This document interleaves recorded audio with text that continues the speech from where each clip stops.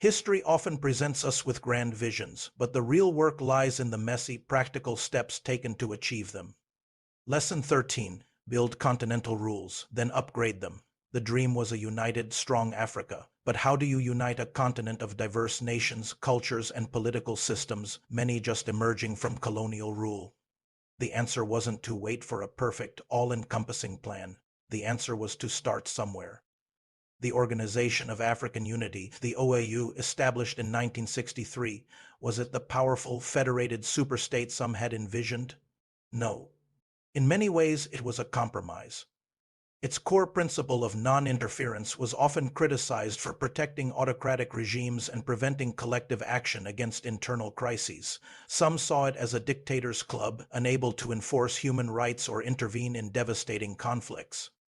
The vision of a truly united Africa seemed distant, and critics rightly pointed out its limitations. But here's the crucial part. The OAU was never meant to be the final destination. It was version 1.0.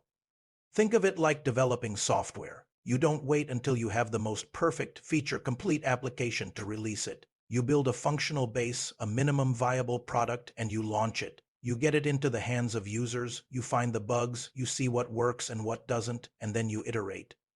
You release version 1.1, then 2.0, adding features, fixing flaws, and strengthening the architecture. That's exactly what happened in Africa. For nearly 40 years, the OAU served as that foundational platform. It provided a space for dialogue, maintained the ideal of continental unity, and helped coordinate the final push against colonialism and apartheid. It wasn't perfect, but it was essential. In 2002 came the AU, a direct evolution, built upon the lessons learned from the OAU's shortcomings. It replaced the rigid non-interference clause with the principle of non-indifference, granting it the right to intervene in member states in cases of war crimes, genocide, and crimes against humanity.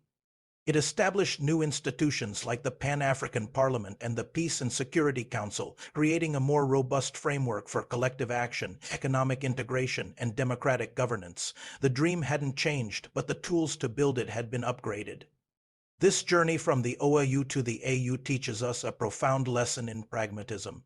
Grand visions are vital, but progress depends on building workable structures, even if they are imperfect, and then committing to the long, patient process of improving them.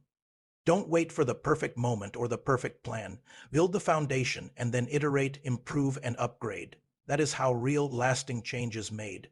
Thanks for watching, and don't forget to subscribe, share, and like as we draw a curtain on the lessons from Garvey and Selassie's playbook as we open new chapters of historical lessons.